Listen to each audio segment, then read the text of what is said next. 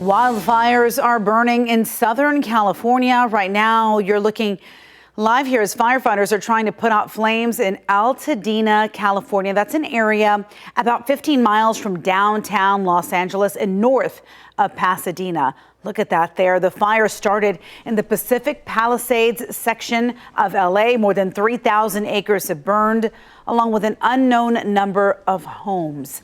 The powerful winds are really moving the flames at remarkable speed. Here's ABC's Andrew Dimbert. Overnight, hurricane-force winds fueling wildfires in Southern California, burning the equivalent of 5 football fields per minute. Firefighters battling flames in the foothills of Pacific Palisades, a coastal neighborhood of LA. New video shows the Palisades Charter High School burning, along with a theater across the street. Several homes also engulfed in flames. No immediate word on how many. 30,000 under mandatory evacuation orders.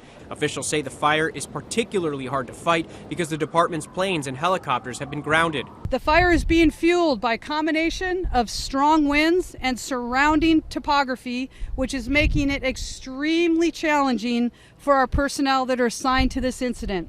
On Sunset Boulevard, drivers were forced to abandon their cars after getting stuck in traffic, trying to evacuate the fire zone. When we got in the car to go, and then all the cars were abandoned, so I had nowhere to go, so I just had to get out of my car and start walking. The smoke is so bad. The fire department bulldozer had to push dozens of the abandoned vehicles out of the way. This is Sunset Boulevard, right in the heart of Pacific Palisades, and all of these cars, including us at one point, were stuck in this gridlock. And in order for firefighters to actually get to the fires, they had to carve a path. And so a bulldozer literally shoved all of these cars to the side. You can see the bumpers ripped off, the scratches along the vehicles here.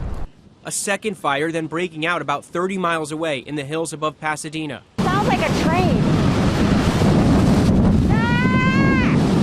Fueled by 80-mile-per-hour wind gusts, that fire burning hundreds of acres less than 1 hour after it started. The winds were expected to produce gusts possibly topping 100 miles per hour in the mountains and foothills, including in areas that have not seen substantial rain since last spring. The windstorm, the worst in more than a decade. Andrew Dimbert, ABC News, New York.